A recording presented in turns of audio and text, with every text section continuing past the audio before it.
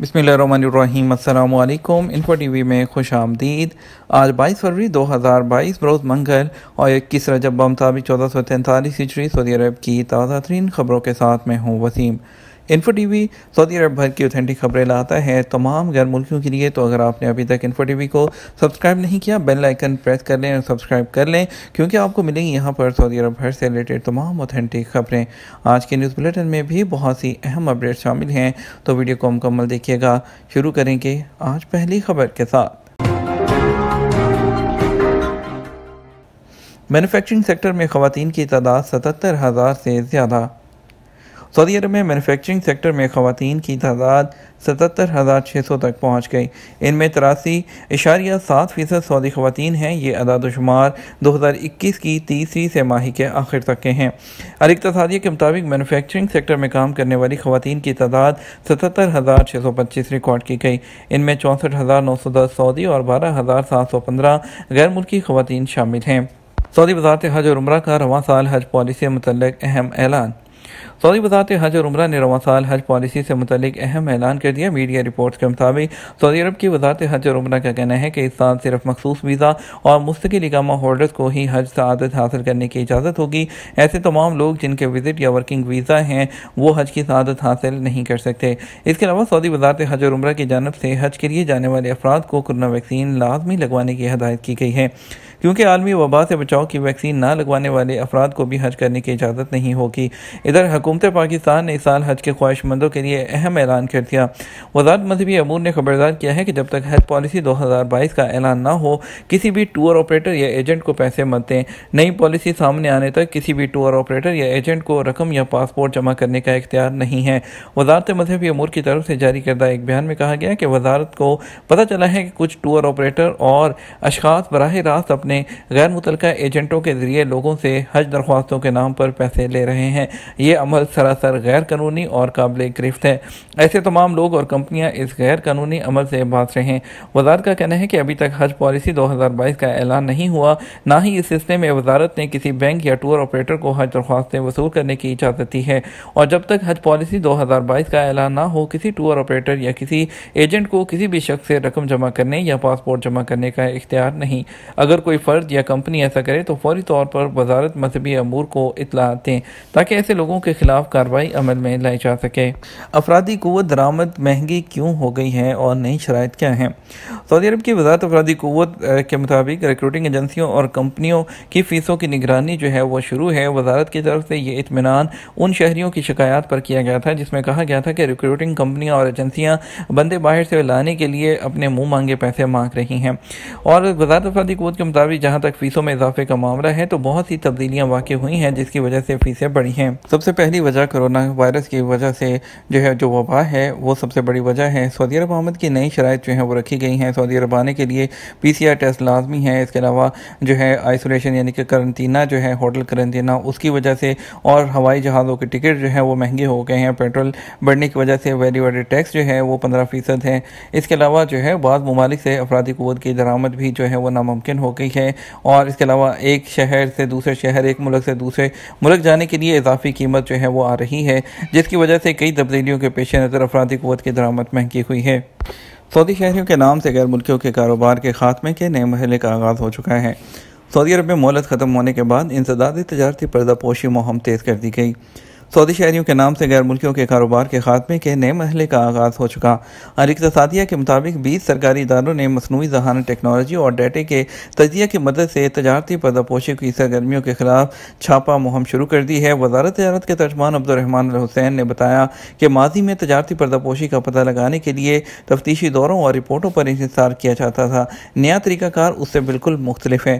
तर्जमान ने बताया कि 20 सरकारी इदारों ने डाटा नेटवर्क कायम किया है। तजारती पर्दापोशी की निशानदही के लिए 120 से ज़्यादा शवाहिद की एक लिस्ट तैयार की गई है, जिन पर रिसर्च करके पता लगाया जा रहा है और इस सिलसिले में रीडिंग से भी डेटे का तजिया लिया जा रहा है। याद रहे कि वज़ारत तजारत ने 2021 के दौरान तजारती पर्दापोशी के 851 मामलात पब्लिक प्रोसिक्यूशन को भिजवाए थे।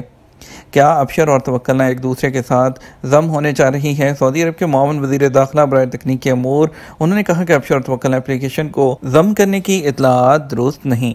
तजवीज़ सामने आई थी लेकिन उस पर अमल नहीं किया गया।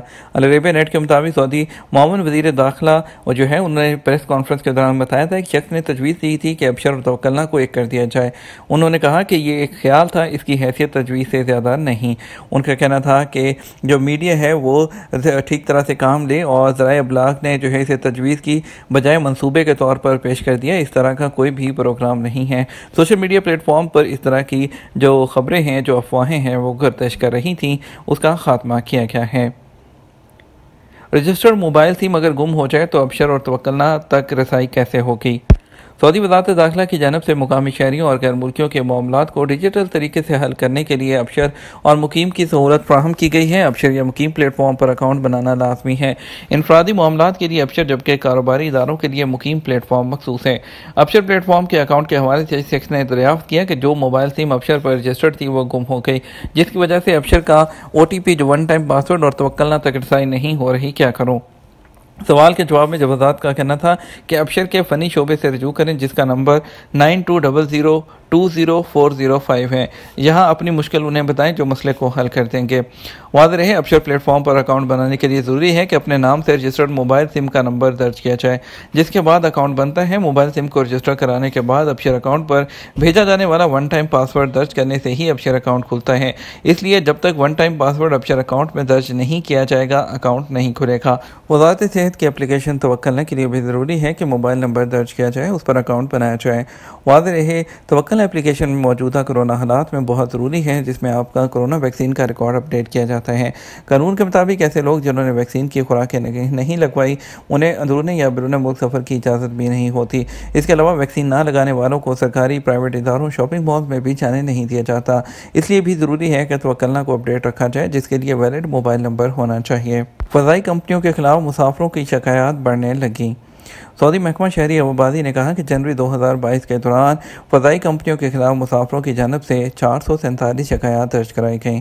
14% इजाफा रिकॉर्ड किया गया। अल इक़्तिसादिया के मुताबिक सऊदी महकमा शहरी आबादी ने बयान में कहा, जनवरी 2022 के दौरान दिसंबर 2021 के मुकाबले में शिकायत के तनासुब में 14% इजाफा हुआ। दिसंबर में कंप्लेंट की तादाद 391 थी, जबकि जनवरी में बढ़कर 447 हो गई। शिकायत एयरपोर्ट्स और एयरलाइंस के खिलाफ दर्ज कराई गई। ग्राफ से पता चलता है कि सऊदी अरेबियन एयरलाइन जो है उसके खिलाफ सबसे कम शिकायत दर्ज हुई। 1 लाख मुसाफिरों में से 8 ने सऊदी एयरलाइन की कारकर्दगी पर सवाल उठाया। अदील जो एयरलाइन है, फ्लाई अदील, उसके खिलाफ 20 शिकायत सामने आई। 1 लाख मुसाफिरों में शिकायत का तनासब 20 रहा। नास एयरलाइन तीसरे नंबर पर रही। फी 1 लाख मुसाफिरों में से 28 ने कंप्लेन की। ज़्यादातर शिकायत टिकटों की कीमतों की वापसी के हवाले थी, उसके बाद फ़्लाइट्स की कैंसलेशन या फिर ताख़ीर के हवाले से शिकायत थी।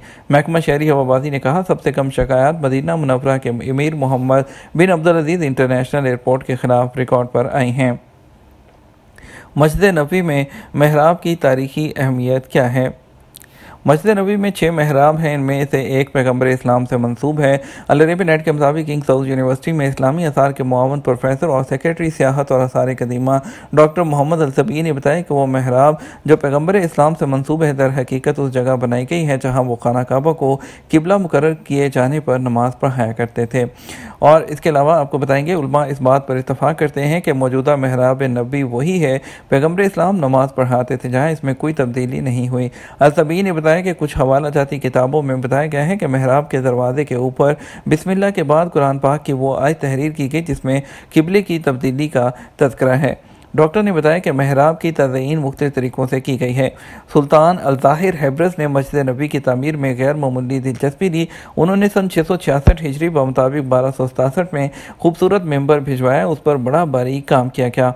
886 हिजरी ब मुताबिक 1481 के दौरान मस्जिद नबी में आतिशज़दगी का वाक़या पेश आया। उस वक़्त तक महराब नबी साबका हालत में बरकरार रही। सुल्तान अशरफ कातबाई ने नई महराब की तैयारी का हुक्म दिया, जिसमें मुनफरद शक्ल का रंगीन मरमर इस्तेमाल किया गया। नई महराब पहली महराब से ज़्यादा खुश रंग थी। ये महराब 12 साल तक कायम रही और इसमें मेंटेनेंस का काम होता रहा। आज तक यही महराब मौजूद है। इसमें खूबसूरत गुल बूटे और आयात तहरीर हैं। इसका तसीसी नक्श जो शुरू में था अब भी वही है। स्विट्ज़रलैंड में सऊदी सियाहों के लिए कोरोना की पाबंदियां ख़त्म। स्विट्ज़रलैंड जाने वाले मुसाफिरों के लिए खुशखबरी ये है कि वहाँ की हुकूमत ने आलमी वबाई मर्ज कोरोना पर काबू पाने के लिए उठाए गए बेशतर इकदाम मनसूख करते हुए लगाई गई पाबंदियाँ ख़त्म कर दी हैं। अरब न्यूज़ के मुताबिक सऊदी अरब से स्विट्ज़रलैंड जाने वाले टूरिस्ट को अब किसी किस्म के वैक्सीन सर्टिफिकेट, दाखिला फॉर्म या PCR की मनफी टेस्ट रिपोर्ट दिखाने की ज़रूरत नहीं। इसके अलावा सेहत के हवाले से इस तरह की सहूलियात GCC के ज़्यादातर ममालिक को फ्राहम की गई हैं।